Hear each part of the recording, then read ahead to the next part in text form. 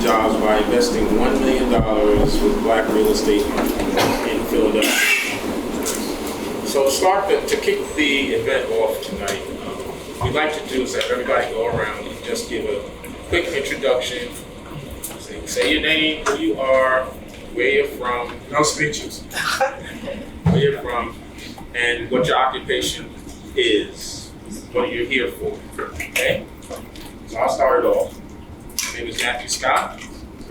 I am the first investor in the fund from Brooklyn, New York, and I'm currently a journalist and consultant for small businesses in the area.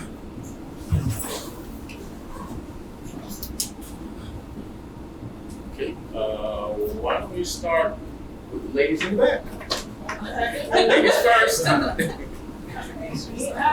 Hello everyone, my name is Bria Smith. Use our bio. Use our. Okay, what are the things that we're saying? Say your name, where you're from, and give us a little bit about your occupation. Okay. Hi everyone, my name is Bria Smith. I'm from Richmond, Virginia originally. I am an attorney. Here in Philadelphia. I am an attorney in Atlanta, but I'm here to clerk for the year, so I will be here for the next year. Wonderful. Great. Okay. Hi everyone, my name is Diana. I'm a part of UR Engineering. We're an MEP engineering firm, which is mechanical, electrical, plumbing. Hi everyone, my name is Renee Stennett. I am an investor and my occupation is a loan officer. So I finance investment deals. Great. And I'm from Philly. Hi everyone, my name is Joe Ferguson. I'm originally from the Bronx, but I live in Bluebell right now. And I am a nonprofit investor specializing in education and charter schools. And prior to that, I was at Mastery Charter where I was a COO, CFO. And I'm here to listen and learn. Yes. Sorry. Hi, I'm Mari Gonzalez. I'm from Philly. I am a researcher. Good evening. My name is Darwin Beauvais. I'm an attorney here in Philadelphia. I do a lot of real estate and I'm very glad to be here. I'm here to support Thomas and everyone here. Thank you. I'm sorry, I got to interrupt. So he is one of the most connected, influential land use attorneys. His brother is, he would eat them for breakfast in New York. That's how good he is. I'm just here to support. I'm Greg Sampson, Courtside Video Entertainment. I'm from Philly Sports Tech Venture. Just here to support and help build Black wealth. Hi, I'm Sarah Hawansky. I'm the president of Legal Consulting. I'm a business developer. I help business owners grow their companies through sales processes, team development. I'm here to support Thomas and to meet new business owners. Hi. I'm from Philadelphia. Sorry about that. My name is Osara Christian. I'm a physician and the founder of a practice called Ether Medicine in Wayne. Focus on longevity medicine and get to learn and connect with Black people. And he's a hunter. That's how. Yes. Good afternoon. My name is Thurman Cohen. I'm a real estate development consultant and I work with G2 Global Network, which is a commercial loan broker. We're located in New Jersey, but we service anywhere in the country. Hi everyone, my name is Janae Fenton-Moore. I am the director of market tax credits with PRDC. I'm from New Jersey, but I just relocated to Philly. And I'm here to build Black wealth within the market tax credit program. Hi everybody, my name is Kyle Farnbury. I stepped down from a role as president of a school called Guilford College in North Carolina back in January. Started as a research professor at George Washington University. I'm from Philly and I'm trying to find ways to reinvest in my hometown. My name is Larry Farnbury. I'm a certified financial planner, chartered financial consultant. And I've been doing financial planning in the city of Philadelphia for the last 44 years. Any relation to you two? No, we don't know each other. Not yet. Hi, Hi, I'm Selena Cunningham. By day, I actually work in the assessment office. That's a pretty important office for everyone here, the Office of Property Assessment. But I'm also interested in real estate development, so. Wait, are you the Yeah. one that was Chrissy Young? No. Well, I fight back, so you have a story about, the return fire. Let me be nice to you. Yeah. Hey everyone, Yes. Jonah Fay. I grew up in Boston, but I've been in Philly for now 10 years. I feel like I can look old damn Philly guy. But I work in development consulting, all kinds of projects, a lot of community development as well. So really nice to meet everybody. Hello everyone, I'm Aaron Hollingsworth. This is my wife Sharice. We live here in Philadelphia. We're business owners and here to learn more. You own the grocery outlet in Mount Airy. Yeah, I was. I shop there. You didn't think I was going to call you out? I gave a good speech about her though. Yes. Yeah. I like that. He feeds black people. Yeah. Oh, well. No, the boss. Oh, Yes. sorry. The boss. Sharice, and Sharice Hollingsworth, we own the grocery outlet. Do you let him work there? Yes. Okay. I let him run the place. All right. Young man. Oh, okay, I guess I'll start over here. I'm Sandy Smith, forever Kansas City and adopted Philadelphia, and I've lived here 43 years. I am also a journalist, has been since high school, or in its higher done cousin public relations. I was for almost 10 years the home and real estate editor at Philadelphia Magazine. Since getting laid off April 30th, I still write for them, but I'm also a freelancer. Need a good writer? I'm your guy. Good afternoon. My name is Hurley Desper. I'm with Finanta. What we handle right now, we're a CDFI. I don't know most people here may not know what that is, but we're a community development financial institution. I specialize currently right now in commercial real estate and affordable housing. I'm here to support this beautiful gentleman right here, our CEO of Donte, and this way, I just work for the people. And this young lady here? I'm Jettie Newkirk, and you will find out why I'm here later. All right. Okay. The panel's going to introduce themselves. So we're going to give it up to Thomas to start the panel. Everybody enjoy. Thank you. So, thank you all for coming. My name is Thomas Lopez-Pierre. I'm the fund manager for, it's a mouthful, I'm the fund manager for the Urban Real Estate Fund, the Black Doctors Real Estate Fund, the Social Impact Real Estate Debt Fund, and our new fund, the Martha's Vineyard Real Estate Fund. So we're starting to raise money and do deals in Martha's Vineyard. 50% of the capital that we raise to do Martha's Vineyard will be invested in urban neighborhoods. So yeah, Martha's Vineyard is very wealthy, and we believe that we need to increase Black ownership in Martha's Vineyard. And so we're going to be raising money from many of the people from Martha's Vineyard that vacation there. But also because of their commitment to give back to people that look like us, 50% of the capital raised will be invested in cities like Philadelphia and Baltimore and New York. Oh, let me ask a question. I hope you don't mind if I record this. Yes, you may. Okay. So the fund, the Urban Real Estate Fund, is our first fund. We started 4 years ago after George Floyd was killed. A group of Black professionals in New York got together and said, "How can we give back?" Clearly, the doctor, he's at the emergency room. You can't take off to go protest. The banker. So what can we do to make sure there's not another George Floyd? And so we were thinking, why don't we do what every other community does? Our Jewish friends, our Asian friends, our Indian friends, our Arab friends, they work together to build wealth in the communities, create jobs, and you see little to no crime in their communities. And so we said, let's do the same thing and build wealth in our community.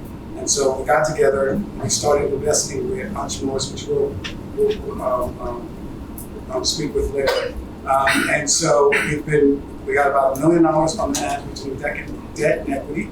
Our minimum investment is $10,000, and we have invested. We have a 10-year threshold, so we take it around to keep it for 10 years, and we publicly committed to invest $1 million into Baltimore, $100,000 with 10 entrepreneurs. And so we talk about Tony, he understands maps. But please come and sit down. 10 entrepreneurs, $100,000. And we're going to do the same thing in Baltimore also. And so we're going to introduce the panel. Before, when we first started this fund, we wanted to invest in Philly.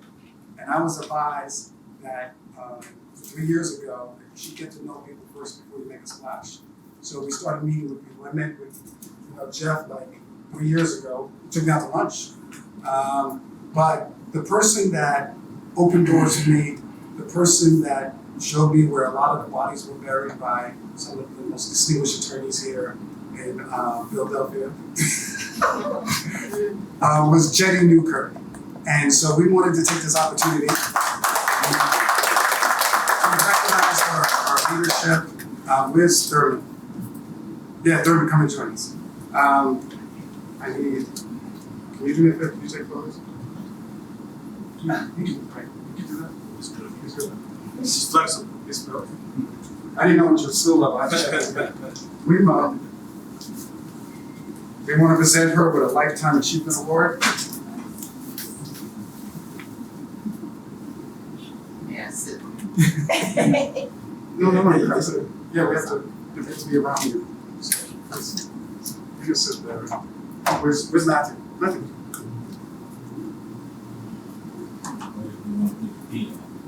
Yeah, of course. Who's the white guy in the corner? That's your phone.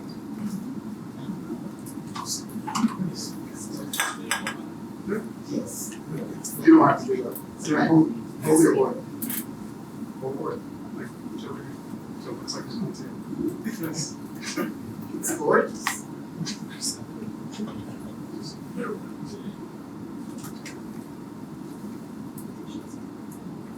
Very good. All right. One other thing, I want to get on just one video. Then check something out. Yeah.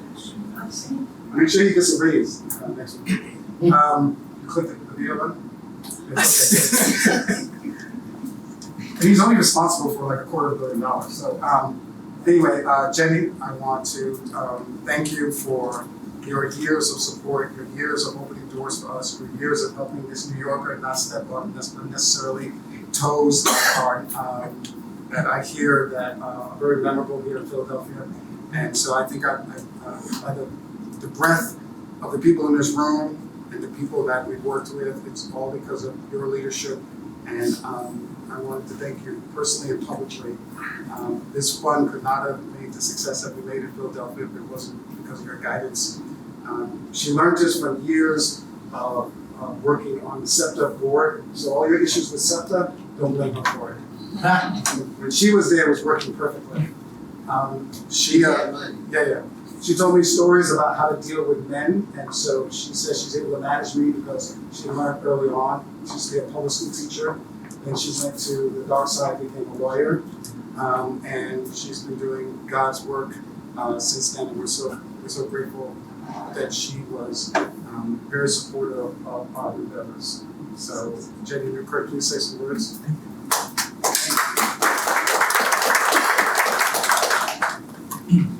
It is difficult for me to get up, which is why I am sitting. So I hope you will excuse me for that. But I appreciate this. I am honored. I should warn you that you should never believe everything that Thomas says. But I am very pleased that this is happening. We tried to get in Philadelphia earlier and had one of these nice meetings, but it didn't go out and come to them. So I'm glad to see you, all of you here, interested, able to give, ready to give, and ready to serve, because that's what it's all about. Thank you. Thank you all for being here.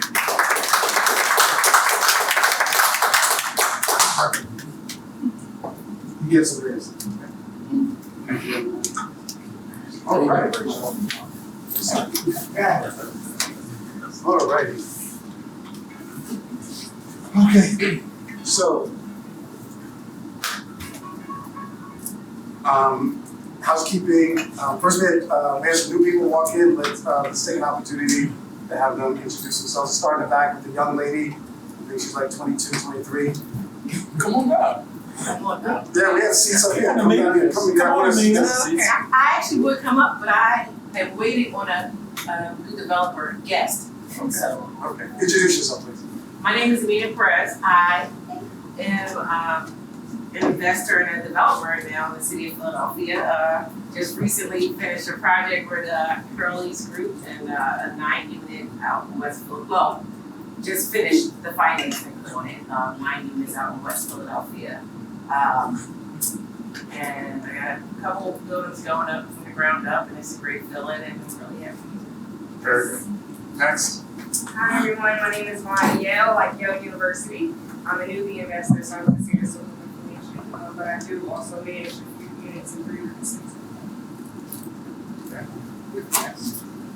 How you doing, everybody? My name is Jay Taylor. I'm an investor, so I co-host, I manage fully furnished units, so we specialize in mid-term rentals along with mine. So do stuff in Philadelphia, Delaware County, Houston, Texas, and Richmond.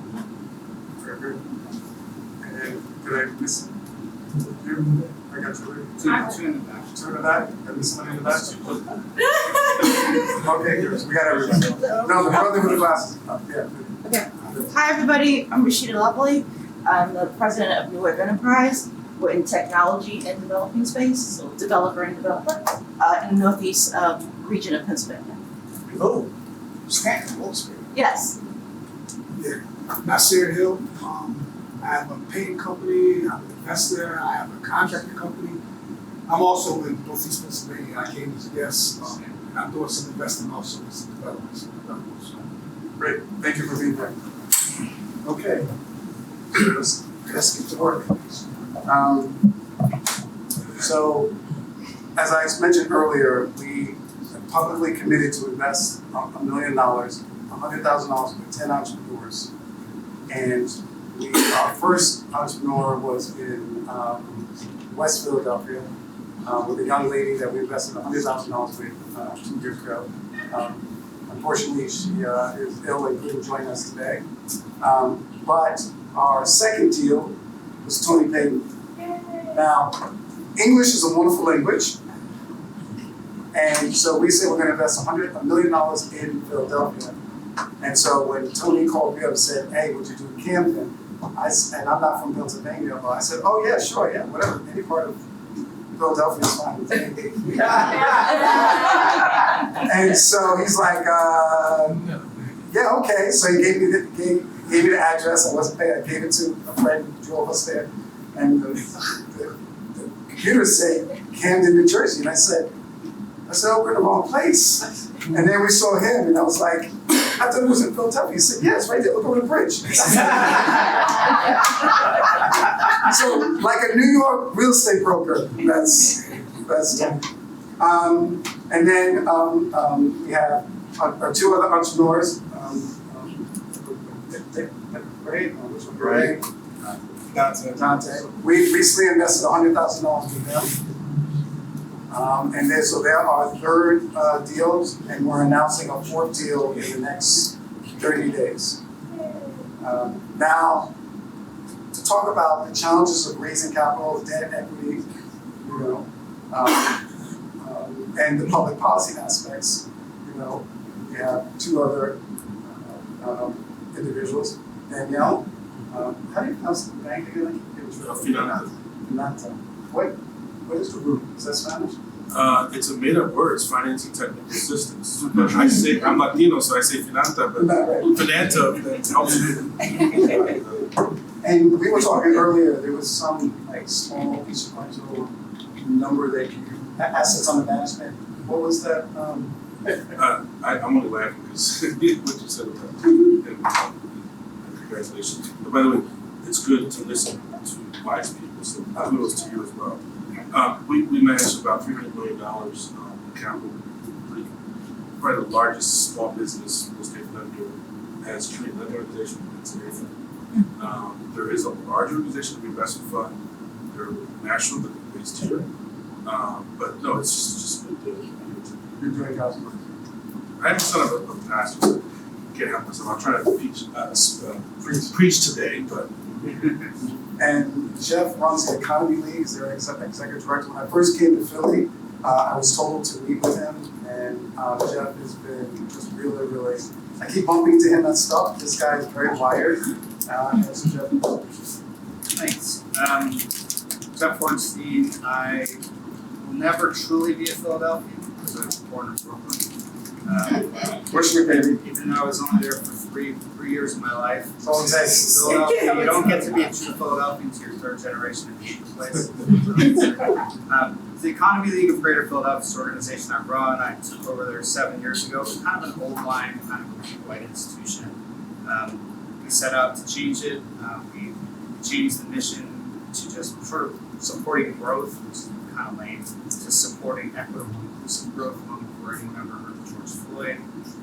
And I worked for the Janitors Union for 10 years. My last interaction with Ms. Jettie was when she was on the SEPTA board, and our members, mostly black women who clean office buildings in Philadelphia in their 50s and 60s, were sitting at a janitor's shop stewards meeting holding the Daily News. This is how long ago, as we still had a paper copy of the Daily News to hold. And SEPTA was about to cut service by 40%, raise fares by 30%, basically the same movie we're in right now. Except they didn't do it because the person who appointed Ms. Jettie to the board was a revolutionary mayor named John Street. And John Street found out that we were going to bring 100 janitors to the SEPTA board meeting and shut it down. And he marched with us and threatened to sue SEPTA. And we set up a board commission that I had the privilege to sit on for the union and made a deal that ended up in Act 44, which just expired, leading us to the current crisis. So it's amazing how everything comes full circle. But our organization does a number of things, but the most interesting one and relevant to this conversation is we have an initiative called PAGE, Philadelphia Anchors for Growth and Equity. So we have Penn, Drexel, Chop, Jefferson, Temple, all the big anchor institutions, the city, all working with us to diversify and localize our supply chains. And now that my former nemesis Johnny Dock is in jail, we are willing to do stuff in construction. So I have a brilliant young guy, who really should be on this panel, not me, a guy named James, who set up a real estate and construction committee of our PAGE initiative. And we had a big summit last week, which this guy usually comes to. I was at the last two. Get something better to do that time. But we had Dominique Casimir, the head of real estate enterprise assets for Jefferson, which is now the largest nonprofit health system in the country. Integrated. Let me interrupt you. If you're in real estate, the event you must, in New York, there's a real deal real estate event. There's one you have to attend. In Philly, his real estate event is the one that you must attend to be connected with the right kind of real estate. Well, thank you for saying that, but it's a very boutique event. It's really looking at big institutions and leveraging their stated commitment to diversity, equity, inclusion, or whatever the hell we're allowed to say in the age of dictator Mango Mussolini. I was getting hot So we, they all say they are all about equity and inclusion, and most of them suck at it. They're, if they have 3 or 4% participation, that would be a lot. Be honest. If you close your eyes, you would swear this was a black guy, right? That's what the chair. I'm on the African American Chamber Board. I tend to be diversity. No, you're on diversity tonight. Yeah. So he's the DEI. Yeah, exactly. Yeah. So, and just to be clear, I represented janitors, and I do what I'm doing now for exactly the same reason, right? Like, if you love this country and you don't support black and brown wealth, you're stupid, and you are fighting against history, right? So it's not about morally right, which it is. It's about not being economically stupid, right? This city is 65% people who don't look like me, and if we don't build an economy that doesn't look like me, then we can kiss capitalism by 25 years. Now, some people may want to kiss capitalism by 25 years, and I know a lot of those people, are good, well-meaning people that just have wrong theory of change. Like, we have to build capitalism, build enough wealth, then we can talk about socialism later. We're probably 50 years away from that. But we need to build black and brown wealth if we're going to have a country that is devoted to private enterprise and creates wealth enough that we can all live well. So that's my spiel. But we do it very specifically by leveraging institutional power. Right? Why do we do big institutions? Because every one of those institutions wants something out of city government. University of Pennsylvania, Jefferson, Drexel, they all grow like weeds. They all want something out of city government. City government partners with us. We get them to use their leverage to say, you want something from us? We want something from you. Kenyatta Johnson was our keynote speaker at last year's summit. He got it very explicitly. He said, you want to build something in my district? You want something from me? You're going to get the 50% participation on that project. He's gotten some pretty spectacular results, actually. A company called Pride Enterprise is now a $50 million real estate enterprise. Craig is on our board, and one of the reasons he was able to grow is Kenyatta helped him structure a growth plan that didn't make him just a subcontractor who's getting paid, but was taking on risk and able to develop his company. I'm going forever, but I'll stop now. That's the problem we have in New York. That's the problem we have in New York, is that they give us subcontractors, they treat us like children, and you don't get, anyway, I won't start. Money. So, how long have you been at the head? So I've been at Finanta for, I've been the CEO of a CDFI, and now Finanta for 25 years. We started when I was a kid in my 30s. And, that was about 15 so, 25 years ago. But we started on the American Street Empowerment Zone here, the 3 empowerment zones before here in Philadelphia, and each one started a community lending organization.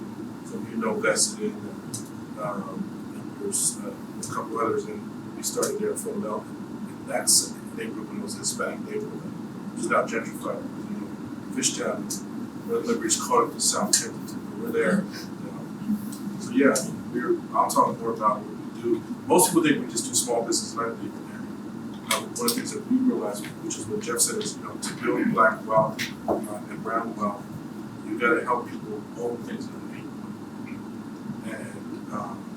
And and it also is, if you think about it, it stops gentrification, right? Because if people own things, then you're controlling the neighborhood. And so we just can't give entrepreneurial loans. So be pushed out. If you can own real estate, it's kind of hard to push out your neighborhood. So some of what we do, we are a financial institution, a nonprofit bank, but ultimately we have to understand that we're not a product-led organization. We're trying to figure out what the problems are. And so sometimes we get into things like letting the charter schools or health centers or grocers, because these are people need life-sustaining things in the neighborhood. And so we got, like, whenever someone starts talking about I'm lending to entrepreneurs, or I do small business lending, we're getting into talking about products. No, we're helping people build wealth and income mobility. We're helping people buy institutional things. And I realize some of you develop market rate housing and things like that. You're improving formerly empty lots or things like that. You're really anchoring these communities, and we understand that. So when you talk to us, it used to be when I started, people say, well, how are you different than the bank? I haven't had that question in 20 years, because this is the way we talk and this is who we are. And we quickly realize, yeah, we might have $300 million and maybe we can get into a multi-million-dollar transaction with you, but it is a moral transaction with you, because we're trying to figure out what's right for Tony.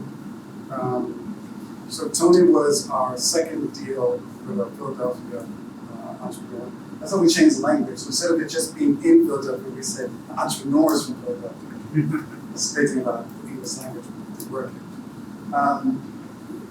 First tell us about your project in Penn, and how critical it was.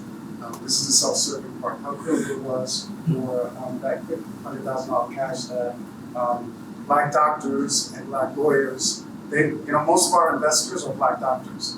Of course, I don't know. It's like and I want to say this without offending our lawyers. So, You're from New York, so yeah. So we raise money primarily from three groups of people: lawyers, doctors, and investment bankers. The most money we've raised, the largest group of investors are Black doctors. The largest amount of capital came from our investment bankers, but we have a smaller group of investors. They just invest more. And I wanted to know why. I wanted to know why. So somebody explain to me. Investment bankers and lawyers, they live in nice white neighborhoods, you know. Yeah. And they work at nice white corporations, and they don't see necessarily the problems in the community. And so it's easy for them, like, oh, invest in the hood. Why do I want to do that? But Black doctors, no matter where they live, they go to the emergency room. They see young Black men coming in with bullet holes in them. That traumatizes them. They see in the wealthiest country in the world, they see Black women dying from giving birth. And so they say that, they look at their families and they're like, well, clearly education and wealth has made it good for my family, and I want to do the same.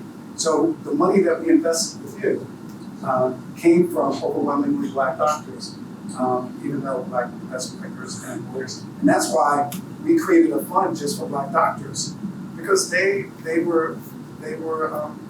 understood the importance of direct investment. But anyway, tell us about your question. So the fund was critical in me getting to site control, and now sort of going through all of the regulatory and zoning sort of hurdles to get the project finished. It was a lifeline sort of effort to get site control, and you guys all know about site control of the project. How many units? It's going to be 36. So if I took this bottle and I threw it as strong as I could, it would hit Rutgers University. It's literally across the street. Do you know how valuable it is to get a property, real estate across the street from the university doing student housing? First, I think it's insane that the university didn't buy it. Like, that's cray-cray. We wouldn't have made that mistake in New York. That would have got bought. What's the timetable for it? And how much? What's the total budget? Total budget's going to be still working through, some mechanical stuff. The total budget's going to be upwards of 20.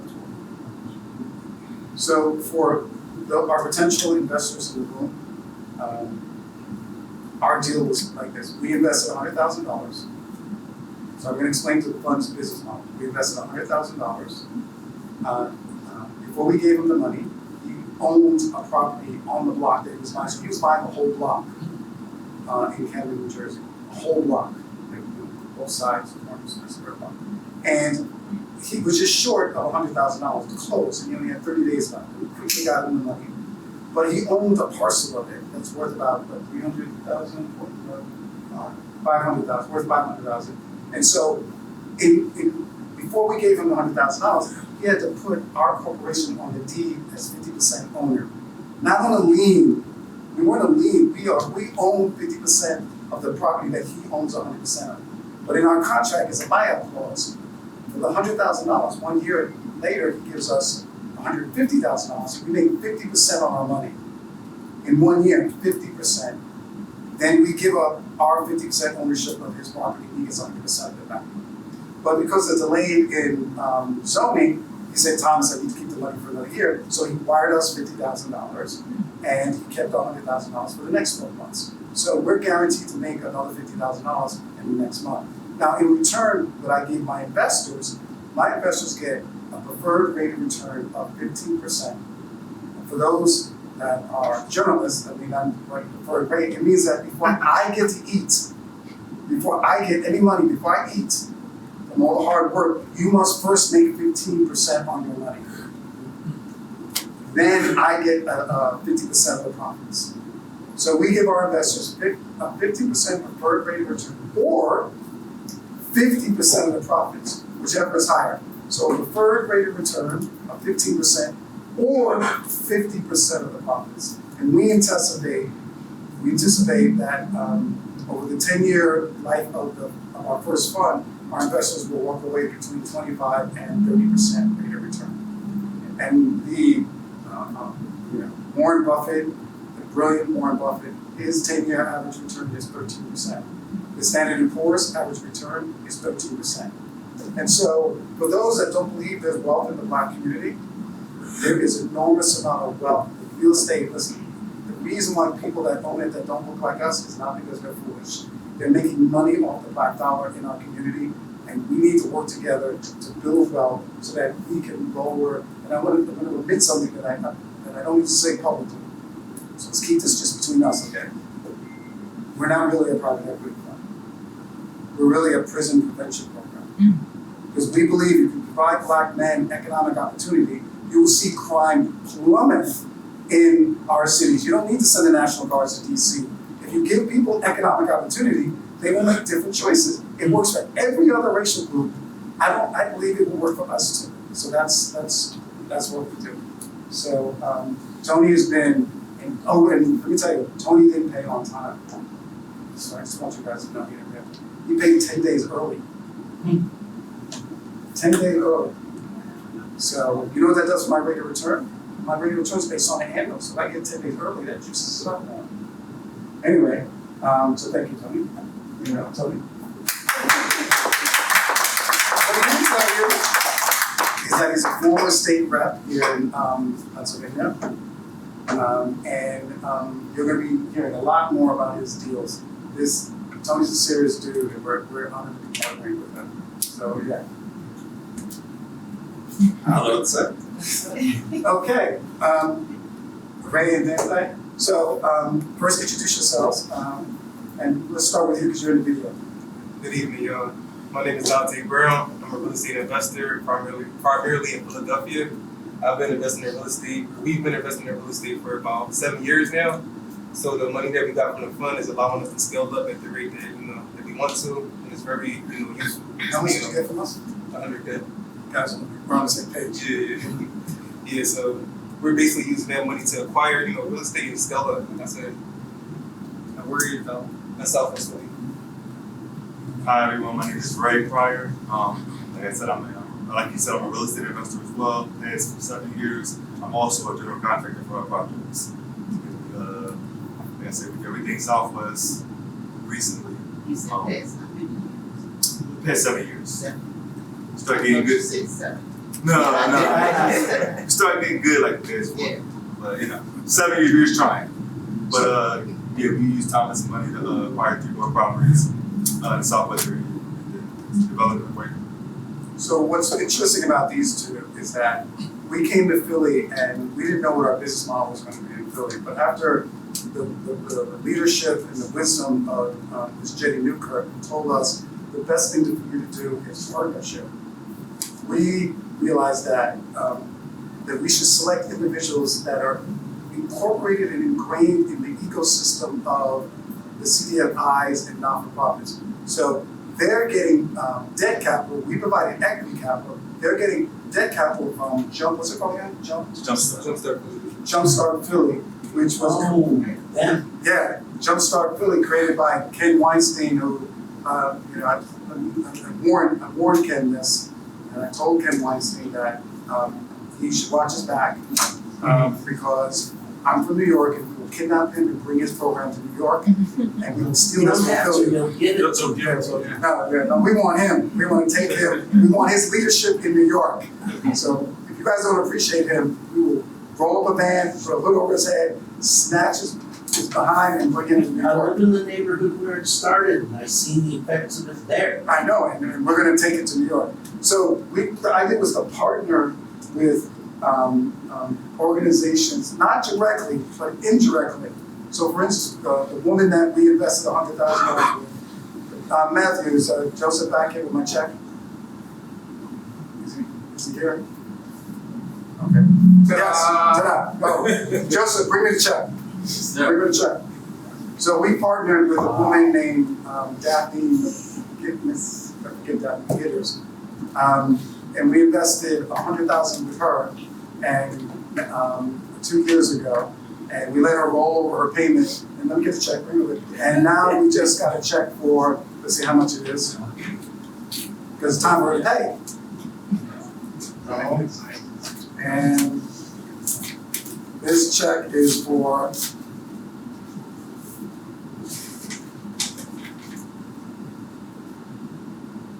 $72,000. $72,000. And so that's the payment that she owes. We invested $100,000 with her a year ago. So we now have $72,000. $50,000 of it is going to go to an entrepreneur in Philadelphia, and the other 22 is going to go to operating expenses. So it better not bounce. Better not bounce. That's all I have to say. Anyway, so she's doing a deal with the land bank, and so because the land bank requires you to put up $90,000 for you to go through their process. So she didn't have the $90,000, and these programs, which are really great, but a lot of times, you can't take as much risk, and so private groups like ours, we can take more risk. So we gave her the equity so that she could qualify for the land bank, and she had our money for 2 years, and this is our payment for that 2 years. And so, like I said, when doctors and lawyers invest, this is where the return comes from.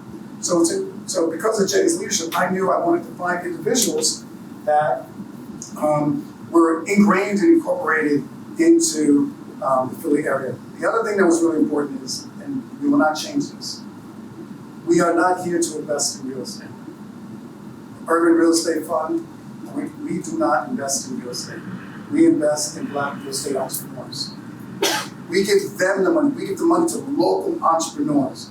We're not here to buy anything. We're not here to take up your real estate. We're not here to compete with you. We're not here to drive up prices. We're here to give you capital for you to go do the deals, and for us to share the profits with our investors. That's our business model. Very simple. And the way we protect our business models, protect our investors in that business model is that these two gentlemen, they put up 2 properties as collateral. So if they don't pay us, I know they will, but if they don't pay us, we will take those 2 properties and keep them. We're not going to think this is big. We'll be okay. They'll be okay. They're good, right? Yeah. So when you manage a fund, you manage risk and you manage return. So the way we manage the risk is we just don't give them the money and wish them well. They have to give us collateral that equals the value of what we're giving them. This is how we protect you. And it means that we can't do every deal because a lot of entrepreneurs don't have collateral. And so, sorry. But the people that we raise money from are Black lawyers, Black doctors, Black investment bankers. They don't want to hear sad stories. They're not interested in your problems. They're not interested they don't care. They gave you their money, or they gave it to us. We gave it to you. You will pay on time, and if you don't pay on time, we'll work with you a little bit, but then if you don't pay, we'll take your property. And I don't care if your mother lives in that property. We will evict you, sell it, and make sure that our lawyers and doctors do not lose their money. One of the reasons why we don't invest with each other is because we're scared that we're going to lose our money. And then we got to be real with that. We're not social workers. We're not here to give money away. We're here to earn a return so that our professionals can put their kids in college, they can retire, or buy their first home. And when people ask me, what is your job, Thomas? What is your plan? My job and my plan is, I want you, do you have children? Yes, I have 2. How many kids do you have? 2. 2. You spent a long time in medical school, right? Yes. Okay. I want your son to come to my son and say, when his friends ask him, how did you buy this house in Martha's Vineyard? You say, oh, my father introduced me to the Lopez-Pierre family, and they've been managing our money for 20 years already, and we've been very happy with them. That's the brand that we want. And we can only do that if we protect their money, so that he'll have confidence to give us more money, so we can give you $1 million to do your next deal. And that's the business. That's basically our business model. This is why we're so happy to be in Philadelphia. Before we close, I wanted to give, if anybody in the audience had any brief comments or questions that they had. Let's start with the real estate people first.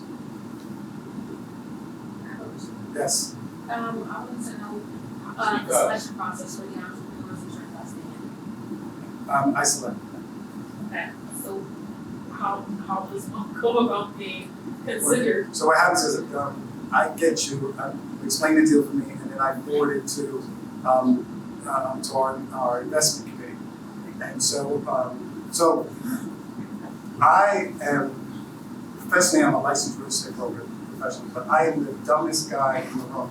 Looking at this room, I'm in the right room, because I'm literally, the people on YouTube that are gonna be watching this, I'm the dumbest guy in this room. This is a highly intelligent, sophisticated, educated room. And so I'm very proud to be in the ability to learn. So my investment community is lawyers, investment bankers, developers, plumbers, electricians, and so they advise me on a potential deal. But I can tell you, we won't consider a deal that doesn't have collateral. The only type of deals we won't do is we don't do abortion clinics, because some of our investors are from the South. We don't do strip clubs, because some of our investors are from the South and they're religious. We don't do marijuana, because some of our investors are from the South and they're religious. So yeah, we'll do data center, we'll do, 1 to 4, 1 to 5 buildings. We like housing, we'll do market rate, we'll do affordable housing. Listen, I'm not opposed to those investments. I just work for the investors, and they espouse their values to me, and my job is just to carry out their instructions. So if you have a deal, I will say this, and I apologize if I've offended anybody in the room, but I will trip over myself to do a deal with a black woman. So if you are a black female real estate entrepreneur, my marching orders for my investors, which are strongly black women, said the guys are nice. They would like, don't get me wrong, they care more about the money than the gender. But if I can fit in black women, I've been told that they want to see us do business with black women. So if you're a black female, you're ahead of the game over the men as far as the decision making in our firm. Yes. But following up on her question, so if you're someone new who doesn't already own several properties that you could put up as collateral, how would someone, get funds from you? Do you put a lien on whatever you're buying, or do they have to come to you with a collateral, with a property that they already own? And I'm assuming it has to be free and clear for you to. No, it doesn't have to be free and clear. It just has enough equity. It has a double investment. Okay. So, let's say you got a property that's worth $500,000. You got a mortgage for, $200,000, $250,000, and you got $250,000 in equity. We'll do that deal. Okay. In the beginning, we invested in the deal, but when we built this fund, it was like building a plane while flying. So we learned from, and listen, I'm as pro-black as the next person, but I will take your property to protect my investors. And so we've learned that, kumbaya, we're all pro-black, blah, blah, but nothing is more important than protecting my investors. I mentioned that, right? My investors. Nothing is more important than protecting my investors. And so, if you don't come with a deal, a property that we collateralize for us, we won't do the deal. Including personal. We won't do your personal home. We will take your personal home if you don't pay us, but we won't allow you to use your personal home as collateral because we think that's a crazy risk. You should never risk your personal home. Any other questions? I have one. Yes. So we're in Northeast Pennsylvania. I've heard Philly, New York. Do you do outside those areas? Oh, I'm sorry. We invest, I should have mentioned that. So we invest from DC to Massachusetts. From DC to Massachusetts. So for instance. You in the Poconos? We're one part of Northeast. No, like Scranton, Wilkes-Barre area. Yeah. So we'll do, we're going to be announcing a deal in Chester, like $50,000 from this, and another $50,000 from another fund who's going to go to an entrepreneur in Chester, Pennsylvania. I've already seen the property. I just have to present it to my investment committee. We're looking to do 10 because we'll only be our fourth, so we have 6 more.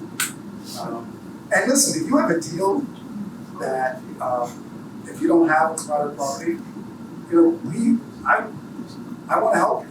Like, I'll introduce you to people. Lawyers, accountants, developers. Like, I want you to get ready. I can't do the kind of development that these guys do, but I want to use my network so that to get you ready for us.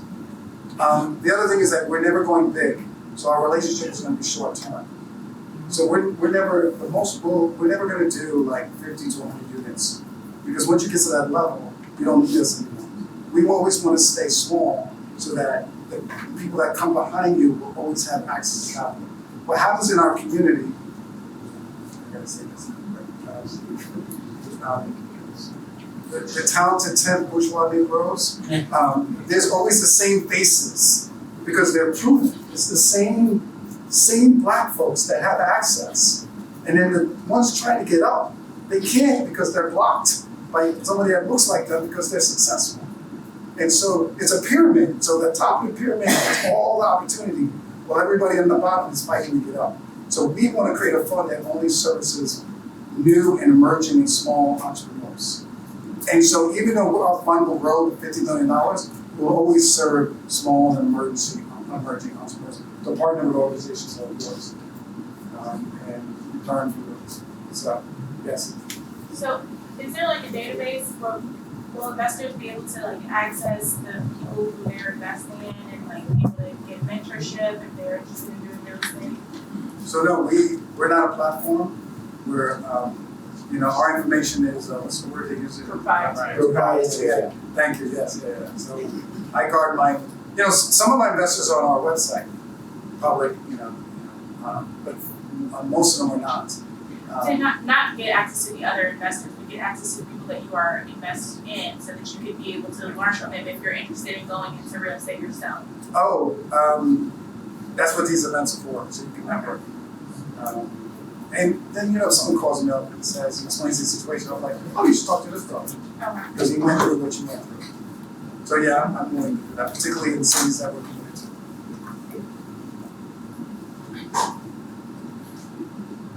I have a question for somebody, but I'm going to wait until. So, Doc, you ready? Anybody else? Yeah. Hi. All right. So, I was in Chicago. I went to the Black Doctors Conference. Really great. It's like 1,000, 2,000 Black doctors. Really good. I had great conversations, great opportunity. I handed out almost 500 explanations. Just tell me in your own words. I want to hear, top of mind. First, are you Nigerian? Oh, Ghanaian. It's simple. And so, talk to me. I want to learn more. Like, why are you guys so committed to the community, and why is you're one of the strongest leaders? I'm not being too critical of the lawyers and doctors. I mean to the lawyers and investment bankers. But I really want to know what the secret is. I want more of you. Like, why is it that you guys care so much? Well, I think, I guess I'm speaking from my experience. Everybody have different experiences, but one, from where I'm coming from, we come from a place where there's not a whole lot, and if you were able to get to this place where there's opportunities to grow and make an impact, that's something that most people want to contribute to. And then also, by virtue of being in a physician, you have this, we all care, right? But you go into medicine to help people. So medicine by itself selects for people who really cares, and then you have these experiences with lives that are being implicated by things that are outside the determinants of health, right? So it's not, you talk about some of those issues that it's facing Black men from childbirth and all this. It's all the environment that people are coming from. So the environment is a bigger impact on health than you recognize, right? By the time people get to the hospitals, it's too late. So that is something that, for me, I'm aware of. So if we can do something to influence influence people's social environment. That actually does help. And I have a public health background, so I also understand that. So zip code will determine what kind of disease you're going to develop and what kind of lifespan and all of those things. So I think all of those influence physicians to care a little bit more. I guess you can connect. As you know, and then we also in an environment where you recognize, there's a few percentage of Black people in medicine, so you also kind of feel like, yeah, I gotta try to help my people. So I think all of that contributes to doctors wanting to think this. And I'm glad that you're talking about this because I was not aware of this, and I think this is great to do in terms of investing in the community, because doctors also tend to just focus on their work. They get so busy in whatever system they're in. They're being pushed to work. And all we do is just do that and not even think about the people. So I think it's a great message. I just started my practice myself. I don't have the financial means, but this is something I definitely want to participate in and contribute to. I think it's great. And so I think it's just the experience of being a doctor and seeing how there's so much disparities against Black people in medicine, their experiences, their outcomes, and it's all because of our environments. So you can change that. You need to help. So the last thing I'll say is before I go to you is that I have friends that are that are not Black that are in healthcare, and I've gone to the Chinese American Medical Association in New York. It's like 5,000 Chinese doctors and their wives. I've sat at the table, and number one, they don't work for hospitals; they own their practices. Second is, they own the building that their practice is in. And third is, and they said this with great respect, it's not an English problem, but they said it with great respect. They took to the snag. Why do people don't own the real estate? Why you don't do business with each other? And don't, China, this, that, and I have a lot of friends that are Chinese, and I'm basically stealing their business model and bringing it to the Black community. And instead of us being critical, we need to learn from other groups. We all know the story about motels in America and how the Indian community dominates motels. It's because they work together. And that's what we need to do. So I'll just bring it up. Matt? I have a question about your business model. So you're paying out 15% to the investors. What's the return or the interest that you're charging the people you're lending money to? On the debt side? Yes. So we have a debt fund, social impact real estate debt fund. That actually doesn't give money to everybody. That money lends to the other equity funds. So let's say you invested $100,000 with us, right? You say, Thomas, my kid's going to college in 3 years. Say I want to borrow $100,000. So let's say, Thomas, you say, Thomas, I have $100,000 I want to invest, and my kid's going to college in 2-3 years, so I can't do a 10-year term the way it is with equity fund. When you invest in like a fund like Blackstone, Goldman Sachs, 10 years, institutional capital. So we take your 100, we say, great, we give you a promissory note with 10% a year. We pay you 10% every year on your $100,000. Right. And then we collateralize it against our balance sheet and their assets. Okay. And then we take that $100,000 that's debt from you, and we convert it to equity, and we give it to him and to them, and they have to give us 50 cents on the dollar. And that's how we're able to give you your 10%. Now, if you say to me, if they come to me and they say, Thomas, I'm doing a deal, I need debt. We're not a bank. The 10% spread is too small. I have to give my investors 15%. So I can't do debt. Our debt fund is for internal operations only. That's 50 cents on the dollar. Yeah, we charge 50 cents on the dollar. That's the basic question. Oh, yeah. Right, but it's not debt. It's equity. It's 50 cents on the dollar. Right. Listen, so I'll give you a deal that we just did in Long Island. Guy borrowed $100,000 from us. He went and did a deal in Long Island. $1 million deal, one family house in Long Island, New York. $900,000 in hard money loan, $100,000 in equity from us, but no money of his own money. He had a couple $100,000, but really no money, right? A year and a half later, he sold the property, $1 million all in. He sold it for $1.5 million. So he paid, let's say, $100,000 in interest to the hard money. He gave us $50,000, and him and his partner made $350,000. So if we were 50-50, Out of that $400,000 was left over, we should have got 200,000. They get 200,000, we get 200,000. But my investors, their marching order is very clear. They're not here they don't want to lose money. They would rather give up the opportunity to make money, but not lose their money. So I will take 50 cents on the dollar, and then you keep everything else. The rest is all yours. So the developers that are here, if you have a deal and it's good, keep on. Now, for the investors in the room who are not experiencing it, now nobody in this room does this, but there are people in New York that do this. I invest $100,000 with you. You go do your deal. It takes longer, so the debt financing costs are rising. You pencil the numbers, and you're like, oh, I'm not gonna make money on this. So you call up your plumber, your electrician, and your contractor. You say, give me invoices that are inflated, and I'll kick you back some cash. And then you go to me and you say, oh, Thomas, this is the budget, the plumber's receipt, the electrical, just didn't make any money, but I got you 90% of your money, or I got you 100% of money next time. So I'm not going to participate in that game. So I give you the money, like you asked me earlier. I give you the money. I'll call you 3 months later, 6 months later. How you doing, girl? Everything going well? I'm not worried about you because I have your collateral. Your deal is doing good. That's wonderful. Oh, your deal is failing. Oh, that's so terrible.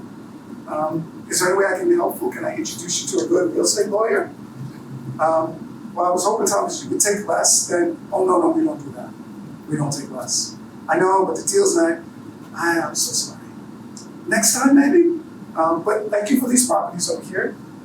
My lawyer and doctor will get their money, and try better next time. We are not social workers. We are here to make money for Black investors. We're here so Black men and women can get jobs in our community, and we only want to work with people that can execute. So if you feel that your deal is going to fail, then go to somebody else. But if you have a deal like Tony, we want to be there. Like these two, we want to be in that deal. Danielle, here we go. This is a conversation about money. And I'd like for you to give me your thoughts on where the Black and brown community is going with access to capital. Like, this is a real, we're in this room, I gotta say this politically correct. Other communities, they don't have to go through this. They have their fraternities, they have their country clubs, they have their religious institutions, they get capital. They have, my Asian friends, they have associations called, from Shanghai or other cities, and they work together. If you go to Chinatown in New York, it's still Chinatown 80 years later. They don't sell their real estate. If they run into financial difficulty, they sell to one another. They understand long-term economic empowerment. But in our community, we don't have that. So what's the state of capital, access to capital for Black and brown people, and what do you think the future is going to look like? So, as far as small business, we kind of see ourselves as a financial advisor in the sense that there's lots of pots of money. Most entrepreneurs just don't know. And so our job is to help you with the capital stack. And I would just transfer that to real estate. So, yes, we can maybe do $1 million net capital. But there's probably another $1 million somewhere else. And so we kind of serve as your partner. Jettie, say correctly, this night, or some PIDC. A lot of the larger deals we do, we're partnering with other like-minded organizations. So whether we have the capital, we help you find it. There's no way that you're going to have that expertise in the world as capital is in. For example, we have access to some, Early's here, we even have access to a pot of money for affordable housing that helps you pay for the first year's interest, like a 3% buy down. So I don't usually like to talk about subsidy or credit enhancements, because ultimately we are providing access to capital, but it's this sort of knowledge that most entrepreneurs or developers don't have. Whether if you're applying for PFHA, you want to do housing tax credits, which is a whole 9 million conversation. We understand how to get money to protect your home bank, and I can give you many examples. There's capital out there, and I think we look at ourselves. I know there's a financial advisor here that's wealth building. What we're doing is we're trying to help you find debt or credit enhancements for you. And I think that's where our value add. I mean, banks, I never disparage a bank. If you're eligible for a bank and you can do that debt capital, go do that. But if you need support from a partnership perspective, we see you as our partner. Right. And that's, I'm not gonna beat up on banks either, but that's the difference. The banks will say, oh, credit good, deal good, here's money, bye-bye. And then if you're not there, organizations like yours will work with you. So yes, like a financial planner, they, and you talked earlier about, if you're not ready, will they help get ready or help you? So maybe I should say Janae's there. We talked to her. Early's here. He's our real estate lender. There are many good community lending organizations in Philadelphia. We honestly, I think there's much more demand than we can handle. And so we do look at ranking our loans not by risk. There's the traditional risk, loan to value, down payment, all that, but it's by impact. And so therefore, with that our priority is Black and brown borrowers. And yes, we started predominantly Hispanic community, and I would say a lot of loans over the years have been Hispanics. But as we got larger, the Black community learned about our lending, and we've been lending to Black developers in the last several years. And so I think all things emerging market, new markets. These markets have already been there. It's just that people start learning about us and how we can help you.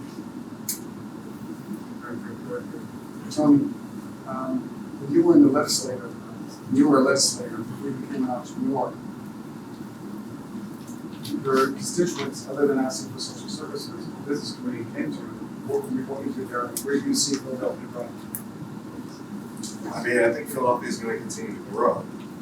And I think the work of that folks like Jeff are doing with the Anchor Institution Initiative, it's not new. We're now finding our place.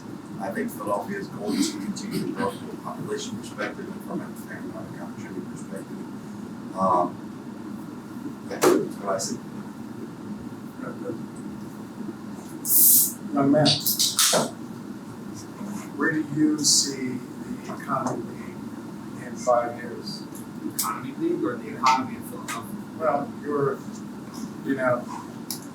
your organization has been at the forefront of some really great initiatives, and so where do you see the expansion of what you're doing? Because when somebody hears this, I want them. I mean, it's great that they know about Philly. They can learn that online. They're going to want to call your organization and ask for help. So where do you see your organization in 5 years in terms of enhancing the services that you provide? Because the young ladies here, they talked about where can I go to get assistance. Yeah, you may not be there. No, we're scaling, right? So today I talked to the nonprofit sector is in a bit of a tizzy, right? We're a nonprofit, but we don't get funding from the federal government. Most of our funding is coming from private corporations. So I have 50 companies on my board. They invest in what we do. But we've been really good at figuring out what the market is buying, right? So when I took this job, we were a $1.3 million organization and had been in field services since the 60s. Now we're a $2.5–3 million organization. And I don't really want to run a much bigger organization than that because I like people, I like being able to flex up and flex down. But we're building expertise in procurement, right? And we walk our own talk. So we invest in a company called Stimulus. Right, let me interrupt you. So I want people on YouTube to understand. Traditionally, the Black community, our wealth came from real estate and business ownership, like funeral homes, restaurants, barber shops, and that's where we were trapped. And then Martin Luther King got killed, and they realized, oh my God, America still has racism. And so contracts were given, and procurement is the way a lot of Black folks became wealthy. Matter of fact, one of the wealthiest Black billionaires did computer procurement with the government. Somebody know his name? The guy out of Stewart, thank you, yes. So when you're on YouTube and you're hearing this word procurement, why is it being talked about at wealth building? Is because contracts are a serious way to make money. We don't have the inroads, and that's why his programs are critical to get Black folks here in Philly get these contracts. So that's all good. So institutional procurement is not going anywhere, right? Even if Mango Mussolini tries to kill the university system, not gonna do it, because it's the one value add thing we have in America right now is universities creating knowledge that eventually gets commercialized down the road. Speaking of fraternities, I was with 20 of my fraternity brothers this weekend in rural Kentucky, doing very stupid white guy things and drinking lots of whiskey. But the network. Wait, hold on a second. What's the name of the movie? Somebody help me. Betty, Betty, the dude, Betty, Deliverance? Yeah, there was a Deliverance. That was. See how young everybody is? So, the net worth of the guys in that room was $1 billion. And these were people who started out as lower middle class like me, went to engineering school with me, and, invented pieces of the internet and other things and real value add. Now they're all investors. But our organization over the next 5 years is going to scale, right? So we've tapped into some state tax credit programs, which are going to insulate us pretty substantially from the vagaries of the nonprofit sector. So I go to my board companies, private sector companies, and I say, if you invest with me in our Page initiative, you can write me a $10,000 check, which is basically the cost of being on our board. Or you can invest in our Page initiative, write me a $100,000 check, and the Commonwealth will give you back a $90,000 tax credit. So I've been raising money in $100,000 and $200,000 chunks now. We're going to do a 5-year, $1 million a year deal with the state tax credit program. That's going to put us in a whole different ballgame. So starting next year, I anticipate our Page initiative costs me about $500,000 a year. I expect to double the size of the initiative so that we can do a lot deeper work, particularly with developing Black and brown professional services firms that sit adjacent to real estate. Right? So architects, lawyers. Darwin can't be the only prominent Black attorney in this town. We need to start some more firms. It's Jettie. Right? She's been around. I'm talking about, where are the firms? Yeah. Right? Very few Black-owned law firms in this town. There's a great Black-owned consulting firm. In fact, the first Black economy board chair in our history, Pryer has a great consulting firm called MFR Consultants. They can compete with Deloitte, they just don't have the scale. They have the talent, but they don't have the scale. Capital. So our goal is to use procurement as an opportunity for these firms to achieve scale. And some of them will, some of them won't. We are looking at the top 5%. Thanks to funding from JP Morgan, we've created this cohort of companies we're calling the Page 100. It's sort of like Mitt Romney's binder full of women, right? We have these institutions that come to us and say, we'd love to have a Black. Everyone would love to know what it just said. Yeah. We'd love a couple presidential elections. Yeah. We'd love to have we'd love to use a Black construction contractor, but we can't find them. Well, now I've got 100 companies that can service you. And ultimately, we want that to grow to 250 companies.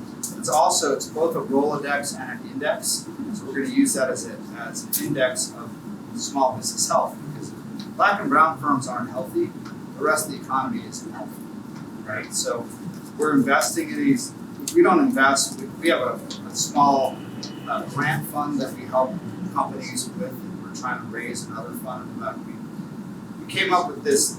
Again, this is my guy Finanta. He's really the brains behind this. But we've been iterating this work for the past 10 years, and every time we just keep learning stuff, right? So we had a children's hospital came to us and said, we want to be the first hospital in the country that uses ethnically sensitive skincare products for our patients, right? So many of our patients are not white, and skin is different, right? Across pigment, let's say, and so they couldn't find a Black-owned skincare company, and we found one, and it was a B2C company. And it's a huge leap to go from B2C to B2B, and an even bigger leap to go from B2B to what we call B2I, business institution, right? So we said to this company, we said to CHOP, what are your qualifications? They needed a $10,000 test to even get in the game. This company's like, we're not going to spend $10,000 on something we might not get.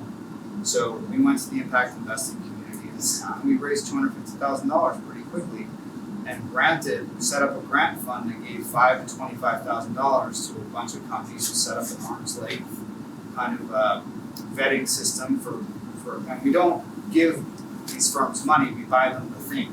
So I just paid for insurance for a woman-owned firm that is now putting hot food vending machines, all stocked with black and brown products in dorms at Drexel. But they needed $25,000 for insurance. So you created a platform. So we created a platform. So we're always iterating. So the more money I have to do this, and I want the big companies who can afford it to write me these big tax credit checks so that I can re-grant that money to local businesses that need it. That's kind of our business model. This is why you need white allies.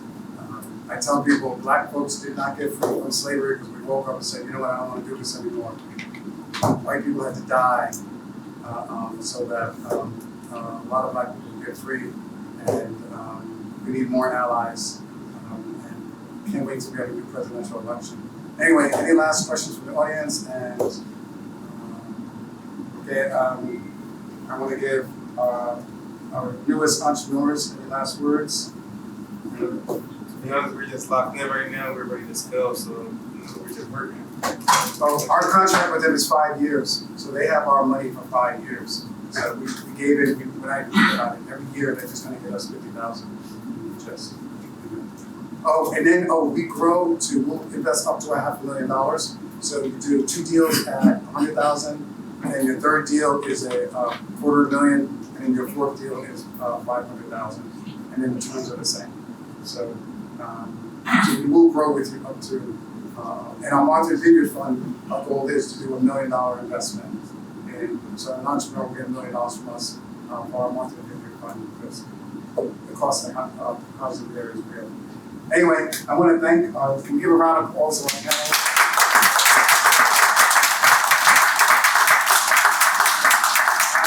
Their information is going to be on the video, which is going to be posted on our website, so you'll be able to find these gentlemen if you want, and the gentlemen. You know, I did have a ladies schedule, but unfortunately, we had 2 ladies, 2 black doctors, but they had family obligations to be on the panel. So, before somebody sends me an email, why there's all men, I did have 2 women on there. You saw the invite, there were 2 black doctors. Yeah, you'll be sending me a text. Yeah, I was tracking. Yeah, right, we're the sisters. Anyway, I want to thank you all. Yes? Yeah, I just want to say thank you, because this is a holiday weekend. This is a serious issue. All of you coming out here to do this, to try to reach out, that deserves a round.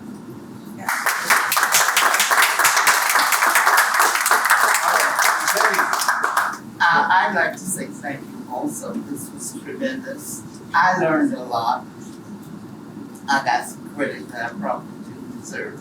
But it was wonderful. It was wonderful. My granddaughter has arrived, so she's standing in the back. So I want to acknowledge her. Thank you, Thomas. Excellent job. Rach, hold up the award that we got so she can see. Look at. Oh, yes. See? Oh. Please, we have more wine, so I don't want to leave any bottles. Matthew, you have closing comments? We have food still, wine. Please drink and eat it up.